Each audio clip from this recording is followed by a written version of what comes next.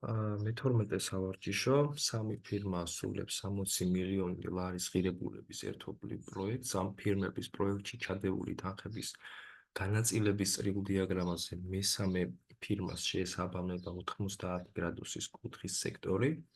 მოგვიანებით თითოეულმა ფირმამ პროექტში დამატებით 5 მილიონი ლარი ჩადო, რის შემდეგადაც კვლავ შეადგინეს შესაბამისი წრიული დიაგრამა, რამდენი გრადუსით შეიცვალა ახალ წრიულ დიაგრამაზე მესამე ფირმის შესაბამისი სექტორის კუთხე. პირველ რიგში აქ ძალიან მნიშვნელოვანია წრიული დიაგრამის შესახებ ინფორმაციის არსებობა.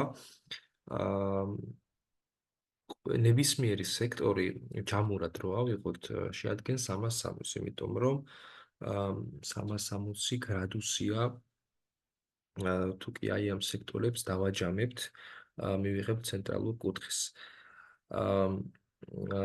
ეს ასე არის შეთანხმება, რა თქმა უნდა, მეცნიერებაში, თქვათ, ეს მოდის ოდითგანვე უეცველი ცივილიზაციების მიერ არის დადგენილი, ესეც შეგვიძლია ვთქვათ. ეს ოდნავ სხვა ინფორმაცია, რაც შეეხება ამ ამოცანას, ანუ ინფორმაცია, რომ მთლიანად წრის ცენტრალური კუთხე ჯამურად შეადგენს 360, ეს არის ძალიან საჭირო რამ.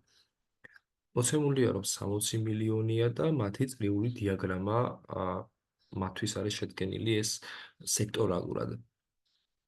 აქ ერთი რაღაც არის ცნობილი.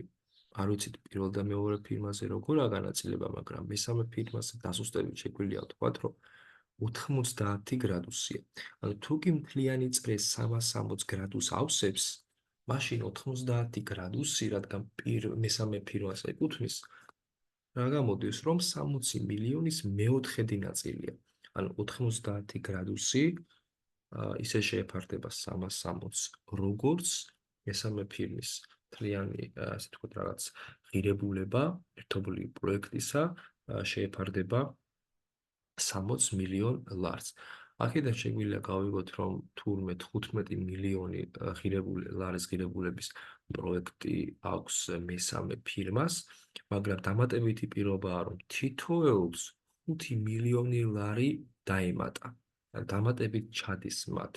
რადგან ვიცი, რომ მესამე ფირმას 15 ჰქონდა და დაემატა 5, გამოდის, რომ ახლა აქვს 20 მილიონი ლარი, მაგრამ იცვლება საერთო ჯამური ღირებულებაც. თუ 60 მილიონი იყო და ეხლა თითოეულს 5 მილიონი ლარი დაემატა ცალ-ცალკე, საერთო ჯამური რაოდენობა 75 მილიონი იქნება. და ვწერ ესეთ პროპორციას, რომ მესამე ფირმას, რომელსაც 20 მილიონი გაუხდა, ისე შეეფარდება 75 მილიონს, როგორც X ცენტრალური კუთხე, რომელიც უცნობია 360.